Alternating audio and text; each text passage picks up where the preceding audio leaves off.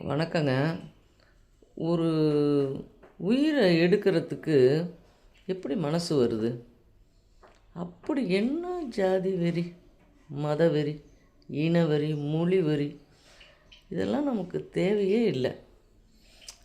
இதனால் எவ்வளோ பின்விளைவுகள் வருது?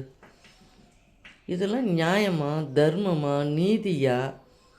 நாளைக்கு இதெல்லாம் கர்ம வினையாக வராது? பரம்பரையாக நம்ம பரம்பரை நல்லா இருக்க வேணாம்? யோசனை பண்ணணும், ரொம்ப யோசனை பண்ணணும். ஒரு விரும்புகிறதுங்கிறது அவங்களோட உரிமை. அந்த உரிமையில் நம்ம தலையிடக்கூடாது. ஒரு குறிப்பிட்ட வயசு பிள்ளைங்க வந்துருச்சுன்னா அதில் நம்ம தலையிடக்கூடாது. அவங்க நல்லா இருக்கணும் அப்படிங்கிறது மட்டும்தான் நினைக்கணும். இதெல்லாம் ரொம்ப தப்புங்க. என்ன சொல்கிறதுன்னு எனக்கு தெரியல. ரொம்ப பாவத்தை சேர்க்கக்கூடாது.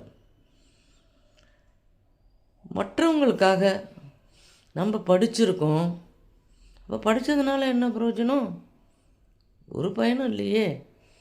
நம்ம படித்தும் தப்பை செஞ்சுக்கிட்டே இருந்தோம்னா அந்த கல்வினால் ஒரு எதுவும் இல்லை, சொல்கிறதுக்கு ஒன்றும் இல்லை. நான் காலையிலே எழுந்திரிச்சு இதை கொஞ்சம் அங்கிட்டு இங்கிட்டு பார்க்குறப்ப எனக்கு இதை சொல்லணும்னு தோணுச்சு, சொல்கிறேன்.